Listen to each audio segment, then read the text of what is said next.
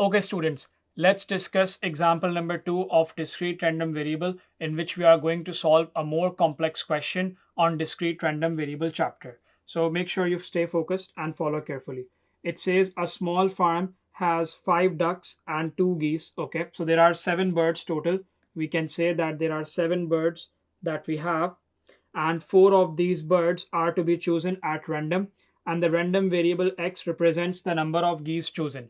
So the first important thing in discrete random variable chapter is your variable. Okay, so in our case, our variable is, we can say that x is equals to the number of geese chosen. Okay, the number of the geese bird that is chosen. Okay, so we can say that this is what we have to solve, and we have to draw the probability distribution of x. So let's try to draw that probability distribution of x table, and then we'll do the workings as well. Okay, so this is how you're going, this is how the probability distribution table looks like, students, in which you put the x variable, and how many you have, you'll put that variable there. Okay, so that we can say that x is the variable, that is number of geese chosen, and then we find out the probability for x. So the total, we have 7 birds, in which 5 of them are duck, students, and 2 geese. Okay, but we are choosing only 4 birds. Okay, so out of the 7 birds, the total birds we are choosing is only 4, which means we can say, because we are going to find the probability, we can say that our denominator, students,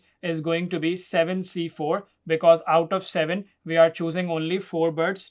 Total 7 birds are there, and out of that we are choosing only 4 birds, which can be ducks or geese. Okay, the random variable is basically geese, and we have total 2 geese. Okay, so how many geese can we choose? Let's talk about it. Okay, so there is the possibility that from the 4 birds we can choose 0 geese, right? So we can say that it will be 0 geese, we are choosing no geese. Okay, and then the other, we can say that there can be 1 geese. Okay, then 1 geese we are choosing, and the remaining 3 birds are ducks, right? We can say that as well, students, that we are choosing 1 geese, and the remaining 3 we are choosing as ducks. Similarly, we can say that we are choosing both geese, all of the geese, that is 2 geese that we have, we are choosing 2 geese, and remaining 2 birds will be ducks. Okay, students, so that is why we can only say that we are going to have only 3 possibilities of the x random variable, that is x is equals to 0, x is equals to 1, and x is equals to 2, because we only have 2 geese.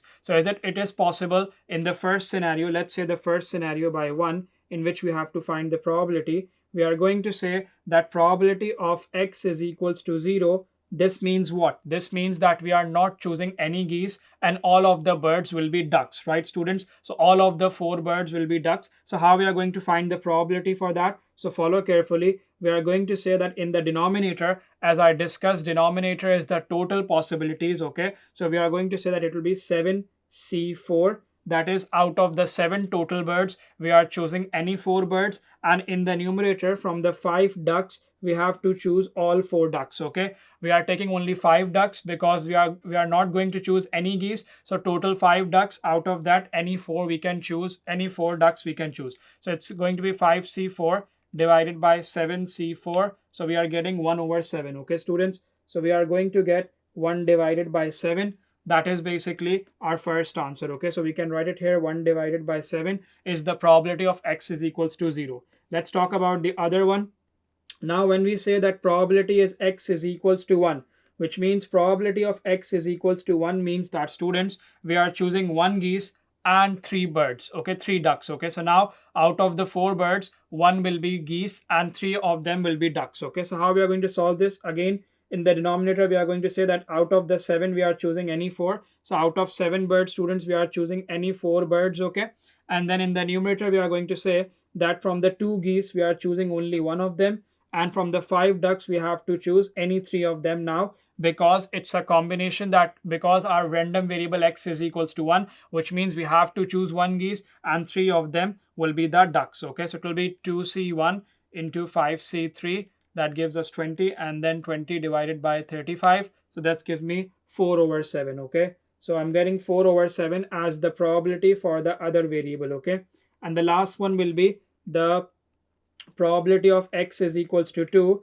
in which we are saying that we are choosing 2 geese, that is all we have left, and then 2 ducks as well to make the 4 birds that we are choosing. Okay, again the denominator will be 7c4 because out of the total 7 birds we are choosing 4, and in the numerator we'll say that both geese we are choosing, and from the 5 birds we are from the 5 ducks we are choosing only 2 ducks now. Okay, from 5 ducks we are only choosing 2 ducks. So in this case we will get the answer as 10 divided by 35, and that is basically 2 divided by 7. Okay, so we are saying that 2 divided by 7 comes here. The probability when geese is 2 geese are chosen. Okay, so similarly in this case we got, make sure to add up all the probabilities. So when you add up all the probabilities, that is 1 divided by 7 plus 4 divided by 7 plus 2 divided by 7, we are going to get the total probability as 1. So our condition is all satisfied that sum of the probabilities equals to 1. Let's look at the other part of this question in which we have show that the mean is 8 divided by 7. So that is very simple. The mean will be 8 divided by 7. We're going to say that in mean you do the summation of x into the probability of x. So you multiply first x with the probability of x. So we can say that 0 into 1 over 7 plus 1 into 4 divided by 7 plus 2 into 2 divided by 7, and whatever the answer we get, that is basically our mean, and we'll have to prove that. Okay, so it's going to come 4 plus 4, 4 divided by 7, yeah, 4 plus 4 is 8. So 8 divided by 7, 8 over 7 is going to come out. So we have proved this, that the mean is basically 8 upon 7. And now let's work on the variance. Okay, so if we talk about the variance, because we have to find in part B the variance of this random variable of geese chosen, so we are going to say again the same thing, that you have to square all the x variables and then multiply with the probability. So it's going to be 0 square into 1 over 7, then 1 square into 4 upon 7, and then 2 square into 2 upon 7.